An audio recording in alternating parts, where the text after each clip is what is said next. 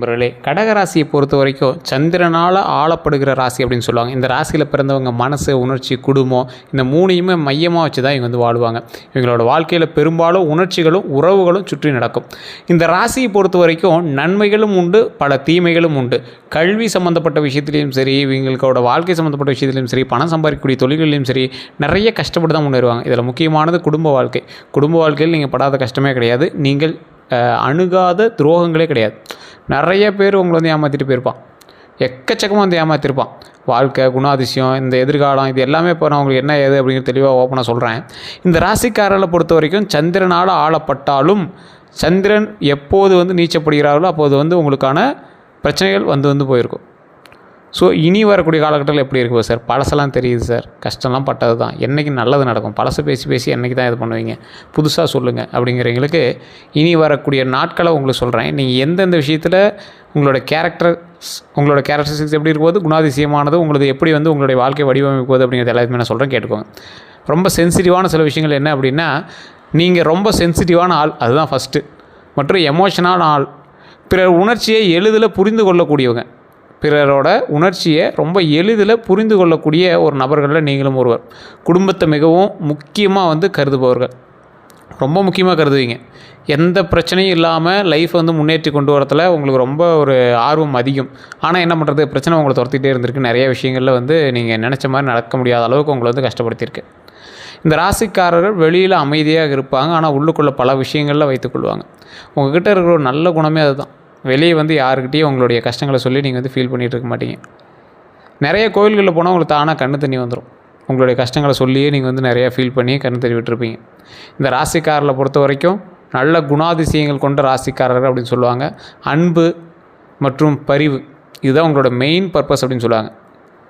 அன்பும் பரிவு தான் உங்களுடைய மெயின் பர்பஸ் அப்படின்னு சொல்லுவாங்க. மிகப்பெரிய நன்மைகள் தரக்கூடிய சில ராசிகளில் இது ஒரு முதன்மையான ராசி அப்படின்னு சொல்லுவாங்க. பொறுமை ரொம்ப முக்கியம். பாதுகாப்பு மனப்பான்மை, ப்ரொடெக்டிவ் நேச்சர் அப்படின்னு சொல்லுவாங்க. அது ரொம்ப ரொம்ப ரொம்ப ரொம்ப முக்கியம். உங்களோட லைஃப்பில் எந்த அளவுக்கு நீங்கள் வந்து பாதுகாப்பு மனப்பான்மையோடு இருக்கீங்களோ அந்த அளவுக்கு வந்து மேன்மைக்கு வரதுக்கான வாய்ப்புகள் ரொம்ப அதிகம். நீங்கள் ரொம்ப நம்பிக்கைக்குரியவர்னு சொல்லுவாங்கள்ல, இருந்தாலும் ரொம்ப நம்பிக்கைக்குரியவன் அப்படிம்பாங்கள்ல, அந்த மாதிரி வந்து வாழ்க்கையில் ரொம்ப நம்பிக்கைக்குரியவர். நீங்கள் வாழ்க்கையில் அடுத்து என்ன பண்ணணும் என்ன பண்ணக்கூடாது அப்படிங்கிறதுல ரொம்ப நம்பிக்கையோடு செயல்படக்கூடிய நபர்கள் நீங்கள். குறைகள் அப்படின்னு பார்த்திங்கன்னா, உங்கள்கிட்ட குறைகள்னு பெருசாக எதுவும் சொல்ல முடியாது, ரொம்ப தேடி தான் சொல்கிற மாதிரி இருக்கும். மனதில் எளிதில் பாதிப்பு ஏற்படும். நீங்கள் ஏதாவது ஒரு விஷயத்தை எடுத்துக்கிறீங்க, மனசுக்குள்ளேயே போட்டு குழம்பிக்கிங்க, நீங்களே உங்களை வந்து வருத்திக்கிற மாதிரி உங்களோட மைண்டை போட்டு டென்ஷன் பண்ணிக்கிங்க. அது தேவையில்லாத வேலை. ஓவர் திங்கிங் தான் உங்களுடைய தேவையில்லாத ஒரு நெகட்டிவ் விஷயம். ஒரு விஷயத்தை ஓவராக திங்க் பண்ணாதீங்க. அதனால் நீங்கள் திங்க் பண்ணுறதுனால ஏதாவது பிரயோஜனம் இருக்குதான்னு பாருங்கள். அதை மட்டும் மைண்டில் ஞாபகம் வச்சுட்டு பண்ணுங்கள். பாஸ்ட்டு நினைவுகளை விட முடியாமல் ரொம்ப அப்படியே போட்டு குழம்பிட்டு இருக்கிறது, பாஸ்ட்டு விட்டுருங்க. லைஃப்பை மைண்டை கொஞ்சம் அப்படியே நீட்டாக கொண்டு போகிறதுக்கான வழியை பாருங்கள். அதுதான் மெயின். மூட் ஸ்விங் இருக்கும் அடிக்கடி, அப்படி திரும்பிக்கலாம் இப்படி திரும்பிக்கலாங்கிற மாதிரி மூட் ஸ்விங், அதெல்லாம் கொஞ்சம் சரி பண்ணுங்கள். அதுதான் வந்து வாழ்க்கையில் முன்னேறதுக்கு ஒரு அற்புதமான ஒரு விஷயமா இருக்கும். உறவு மற்றும் காதல் வாழ்க்கையெல்லாம் பார்த்திங்கன்னா, காதலில் மிகவும் டீப் அட்டாச்மெண்ட், ரொம்ப டீப் அட்டாச்மெண்ட் சொல்லுவாங்க. ஏதாவது உள்ளே போனீங்கன்னா ரொம்ப டீப்பாக உள்ளே போயிடுவீங்க. ஒரு நபரை நேசித்தா அவங்களுக்காகவே எல்லாம் செய்வீங்க. ஒரு லவ் அப்படின்னா கற்றுக்கணுன்னா இவர்கிட்ட தான் கற்றுக்கணும். அந்தளவுக்கு வந்து ரொம்ப டீப்பாக அட்டாச்மெண்ட்டோட இருக்கக்கூடிய ஒரு நபர். ஆனால் ஹர்ட் ஆனதும் மனசில் வச்சுக்கொள்வாங்க. சின்ன விஷயம் உங்களை ஹர்ட் பண்ணியிருந்தால் கூட அதை நீங்கள் மைண்ட்லேயே வச்சுருப்பீங்க. சரியான நாள் பார்த்து அதை சொல்லிடுவீங்க. அதுக்காக நீ பழி வாங்கக்கூடிய அளவுக்கு கெட்டவன்லாம் கிடையாது. ஒரு குழந்தை மனப்பான்மை கொண்ட ஒரு எளிய மனிதன். 1000 பேர்த்தில் ஒருத்தன் சார், ஒருத்தன் அடித்தா கூட அவனை திருப்பி போய் அடிக்கணும் அப்படிங்கிற அளவுக்குலாம் மைண்டில் இல்லை சார். கோவம் வரும் சார், ஒரு காமன் மேன் மாதிரி இருப்போம் சார் அப்படிங்கிற நபர் நீங்கள். அதனால் பெருசாலாம் ஹர்ட் ஆனாலும் வெளியே காமிச்சிக்க மாட்டீங்க. திருமண வாழ்க்கையை பொறுத்த வரைக்கும் நல்ல குடும்ப வாழ்க்கையை வந்து உருவாக்குவாங்க. ஆனால் கொஞ்சம் லேட்டாக தான் வந்து உங்களோட லைஃப் வந்து உருவாகும். ஆனால் பார்ட்னர் புரிந்து கொள்ளாதால் மன அழுத்தம் உங்களுக்கு கொஞ்சம் அதிகமாகவே இருக்கும். அதான் ஒரு லேட் மேரேஜ் நடக்கும், லேட் ரிலேஷன்ஷிப் நடக்கும். அப்படி முன்னாடியே நடந்துச்சு அப்படின்னாலும் பார்ட்னர்கிட்ட சரியான புரிதல் இல்லாமல் தேவையில்லாமல் சண்டைலாம் பண்ணுவீங்க, மன அழுத்தம்லாம் உங்களுக்கு கொஞ்சம் இருக்கும். அந்த மாதிரி விஷயத்தில் மட்டும் கொஞ்சம் எச்சரிக்கையாக இருந்தால் பரவாயில்ல. வேலை அப்புறம் இந்த பண வரவு இதெல்லாம் வந்து பார்த்திங்கன்னா, கேர், க்ரியேட்டிவிட்டி, கம்யூனிகேஷன் தொடர்பான வேலைகள் சூட் ஆகும். அதில் ரொம்ப கேர் பண்ணி பண்ணணும், க்ரியேட்டிவிட்டியோடு பண்ணணும். கம்யூனிகேஷன் ஸ்கில்லை கொஞ்சம் அதிகம் பண்ணிட்டீங்க அப்படின்னா நீங்கள் நிறைய விஷயத்தில் சூட்டபுளாக இருப்பீங்க, நிறைய வேலைக்கு சூட் ஆவீங்க. நீங்களும் டீச்சிங் ப்ரொஃபஷனுக்கு கொஞ்சம் நல்லா ஆள். நீங்கள் படித்து டீச்சிங்காக இருந்ததா அப்படின்னு மறக்காம கமெண்ட் செக்ஷனில் பார்த்துவிடுங்க. நான் சொல்கிறது கரெக்டாக இருக்கான்னு மறக்காம கமெண்ட் செக்ஷனில் பார்த்துவிடுங்க. நர்சிங் கரெக்டாக இருக்கும், ஆர்ட்டு, ரைட்டிங்கு, பிஸ்னஸ் இதெல்லாம் உங்களுக்கு கொஞ்சம் நல்லா கரெக்டாகவே இருக்கும். வேலைக்கு போவீங்க, நிறையா வேலையை மாற்றி மாற்றி மாற்றி மாற்றி பண்ணிகிட்டே இருப்பீங்க. வேறு வேலை மாற்றலாம், அந்த வேலையை மாற்றலாம் அப்படின்னு நிறையா மாற்றி மாற்றி பண்ணிகிட்டே இருப்பீங்க. ஒரு வேலையில் நீங்கள் அதிகபட்சம் நிறையா நாள்லாம் உட்காந்துருக்க மாட்டீங்க. இந்த ராசியோட ஒரு இயல்பே அதுதான்.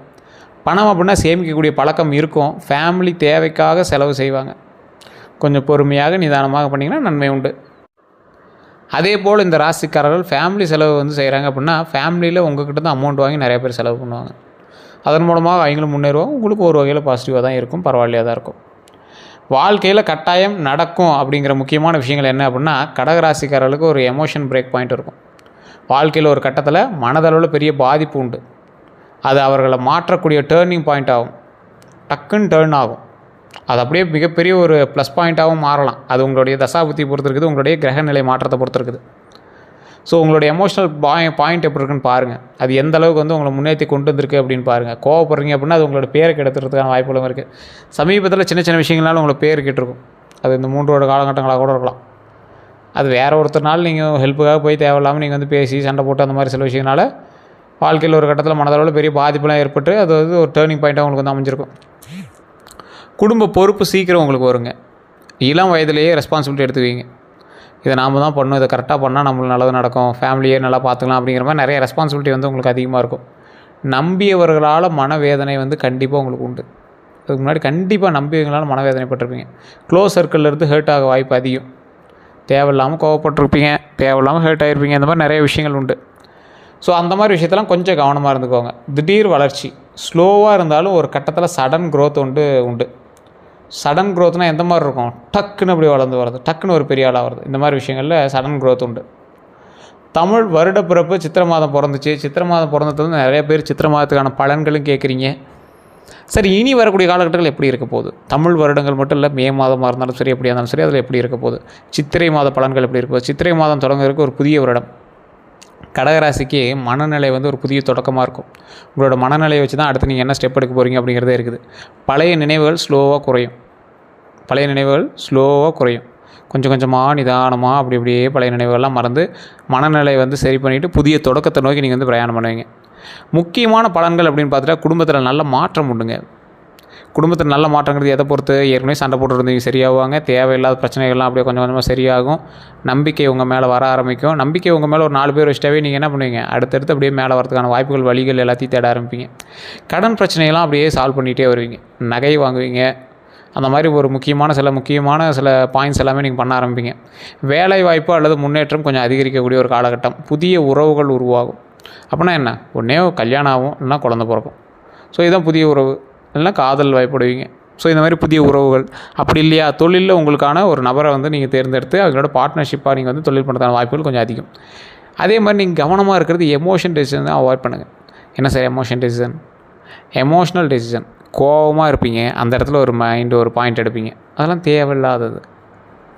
கோபமாக இருக்கும்போது நீங்கள் செய்யக்கூடிய ஒவ்வொரு விஷயமும் உங்களுக்கு டைவர்ட் பண்ணியிருக்கு. அதனால் உங்களுக்கு பெரிய பாசிட்டிவ் பாயிண்ட்ஸ்லாம் நடந்ததில்லைன்னு உங்களுக்கு நல்லாவே தெரியும்.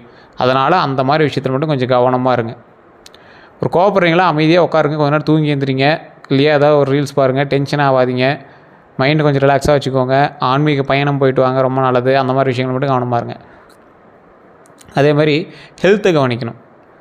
ஹெல்த்தை வந்து ரொம்ப உன்னிப்பாக கவனிக்கக்கூடிய விஷயமா இருக்கணும். ஹெல்த் ரொம்ப கவனிக்கணும். அதுதான் வந்து உங்களுக்கு மிகப்பெரிய ஒரு ப்ளஸ் பாயிண்ட் அப்படின்னு சொல்லலாம். அதுதான் உங்களுக்கு மிகப்பெரிய ட்ராபேக் அப்படின்னு சொல்லலாம். ஹெல்த்தை ரொம்ப கவனிங்க. தலைமுடியும் பல்லும் தோலும் உங்களுக்கு வந்து கொஞ்சம் பிரச்சனை கொடுத்துட்டே இருக்கும். தலைமுடி அப்படின்னா முடி கொட்டுறதோ அல்லது வேறு ஏதோ ஒரு இஷ்யூஸ் இருக்கும். இல்லை வெள்ளை முடி, இளம் வயசுலேயே வெள்ளை முடி வந்துடும். அப்படி இல்லையா, கடகராசிக்கு தோல் சம்மந்தப்பட்ட விஷயங்கள் ரொம்ப இதாக இருக்கும். பல் எவரு சம்மந்தப்பட்ட விஷயங்கள் ரொம்ப வீக்காக இருக்கும். இது வந்து கடகராசிக்கே உண்டான ஒரு குணாதிசயம், அவங்களுக்கு உண்டான ஒரு மேனரிசம் அப்படின்னு சொல்லலாம். இந்த ராசிக்காரர்களுக்கு இப்படி தான் எல்லா விஷயங்களுமே இருக்கும். போக போக ஒவ்வொரு விஷயங்களாக சரியாகும். சித்திரை மாதம் முதல் வரக்கூடிய காலகட்ட பலன் அப்படின்னா, மாதம் முதல்ல, அதாவது முதல் 3 மாதங்களில் மன அழுத்தம் கொஞ்சம் இருக்கும். வேலை ஸ்லோவாக நடக்கும். பேஷன்ஸ் தேவை. இந்த 3 மாதங்கள் சித்திரை மாதத்துலேருந்து பார்த்திங்க அப்படின்னா அந்த வருஷத்தில் முதல் 3 மாதங்கள் ரொம்ப கொஞ்சம் பார்த்தே இருக்க வேண்டிய ஒரு தருணமாகவும் இருக்குதுங்க. மன அழுத்தம் கொஞ்சம் இருக்கும். வேலை ஸ்லோவாக நடந்தாலும் பேஷன்ஸ் தேவை அப்படிங்கிறது முக்கியமாக மைண்டில் ஞாபகம் வச்சுக்கிட்டே ஆகணும். அடுத்த 3 மாதங்கள் நல்ல மாற்றங்களுக்கான மாதங்களாக இருக்கும். பண வரவு அதிகரிக்கக்கூடிய மாதங்களாக இருக்கும். கான்ஃபிடென்ஸ் உயரக்கூடிய ஒரு மாதமாக இருக்கும். நல்ல ஒரு முன்னேற்றம் தான், ஒன்றும் பெரிய பிரச்சனைலாம் இல்லை. நல்ல முன்னேற்றம் தான், நல்ல மாற்றங்கள் தான், பண வரவும் அதிகரிக்கக்கூடிய காலகட்டங்கள் தான். அதனால் பயந்துக்க தேவையில்லை.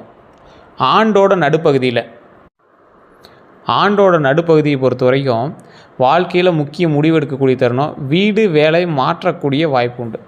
நீங்கள் ஏற்கனவே வச்சுருந்த வீட்டிலேருந்து ஏதாவது ஒரு பொசிஷனோ இல்லை ஆல்ட்ரேஷனாவது பண்ணுவீங்க. இல்லை மேல் ரூமு கீழ் ரூமு பக்கத்து ரூமுக்கு ஏதாவது மாற்றுறது, இல்லை ஏதாவது புதிய வீட்டுக்கு ஏதாவது போய்ட்டுறது, இல்லை வாடகை வீட்டுக்கு போய்ட்டுறது, இந்த மாதிரி விஷயங்கள் இருக்கும். வேலை மாற்றம் அப்படின்னா வேலையில் பொசிஷன் ஏறினாலும் அது வேலை மாற்றம் தான். வேலை செய்யக்கூடிய இடத்த மாற்றினாலும் வேலை மாற்றம் தான். வேலையவே அதில் ஏதாவது ஒரு ஆல்ட்ரேஷன் பண்ணாலும் வேலை மாற்றம் தான். இந்த மாதிரி விஷயங்கள் நடுப்பகுதியில் நடக்கும். கிட்டத்தட்ட 6 மாதம் இருக்குது, டைம் இருக்கு, ஒன்றும் பிரச்சனைலாம் கிடையாது. அதெல்லாம் ஓகே சார். அடுத்த 12 நாட்கள் இப்போ எப்படி சார் இருக்குது அதை சொல்லுங்கள் சார். ஃபஸ்ட்டு 3 நாள் மனசு ஹெவியாக இருக்கும். என்னன்னே தெரில சார், மைண்ட் ஒரு மாதிரி டார்க்காக இருக்குது, கொஞ்சம் ஹெவியாக இருக்குது, நினச்ச மாதிரி நான் அமௌண்ட் வரல, பணம் வரல, கொஞ்சம் மனசு கஷ்டமாக இருக்குது அப்படிங்கிற மாதிரி சின்ன சின்ன விஷயங்கள் கொஞ்சம் நிறைவு இல்லாமல் இருக்கும். பழைய நினைவுகள் வரும்.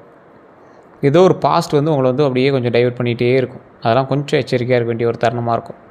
நல்ல செய்தி வருங்க. ஒரு 4 நாள், ஒரு 3 நாள் கழிச்சு, ஒரு 4 நாள் கழிச்சுலாம் நல்ல செய்தி உண்டு, ஃபேமிலி சப்போர்ட் உண்டு.